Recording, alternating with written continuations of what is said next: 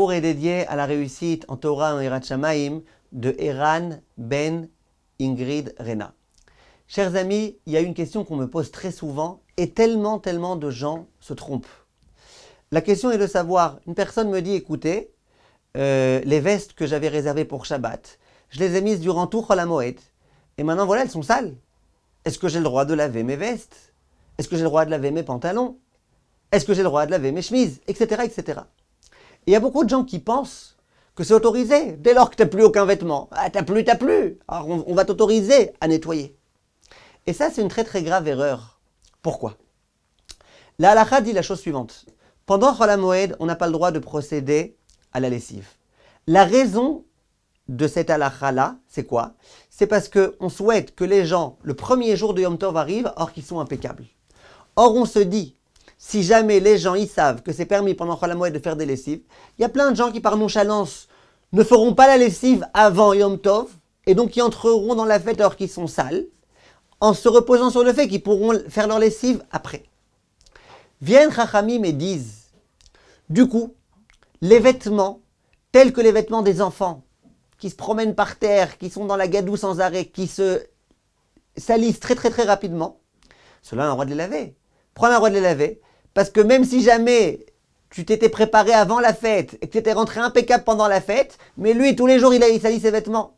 Donc on a le droit de laver ses vêtements. Pareil, disent les décisionnaires, est-ce que les sous-vêtements, on a le droit de les laver? En particulier dans les endroits où il fait très chaud. Dès que tu n'as plus de sous-vêtements, tu peux. Pourquoi? Comme les vêtements des enfants. Puisque c'est quelque chose qui se salit à une allure très rapide. C'est pas comme ta veste, qui n'est pas censée se salir.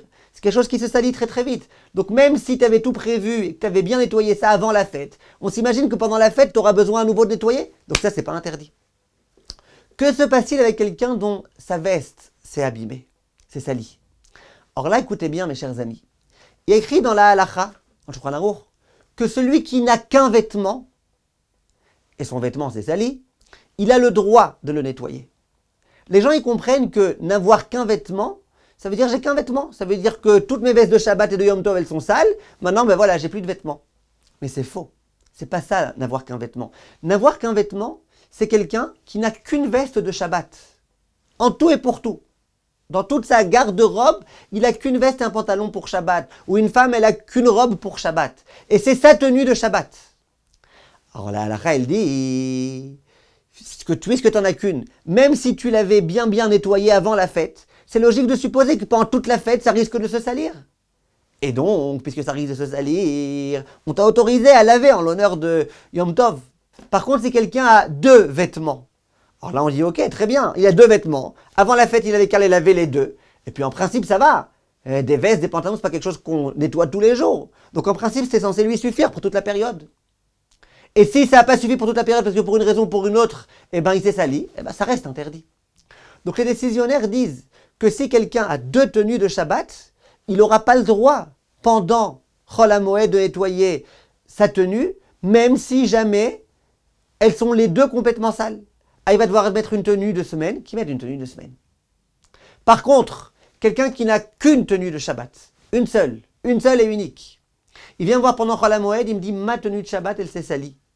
Maintenant j'ai d'autres tenues, mais c'est des tenues de semaine. Est-ce que j'ai le droit de laver cette tenue-là?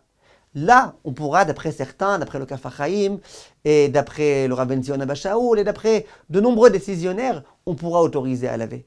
Mais c'est parce qu'il n'a qu'un vêtement. Mais ce qu'on peut donner comme conseil, c'est de nettoyer les petites taches. S'il y a une petite tache ici, une petite tache là-bas, tu peux nettoyer. Les décisionnaires, ils disent avec du savon s'il faut. Pourquoi? C'est qu'à un endroit très précis. Et la raison, c'est la même. Chachamim, il savait très bien que même si tu avais nettoyé tous tes vêtements avant l'entrée de la fête, ce genre de petites taches comme ça, c'est des choses qui se produisent pendant cette période-là, pendant tellement de jours dans lesquels on mange et on se retrouve ensemble, etc. Donc ce genre de petites taches qu'on vient nettoyer, ça c'est permis.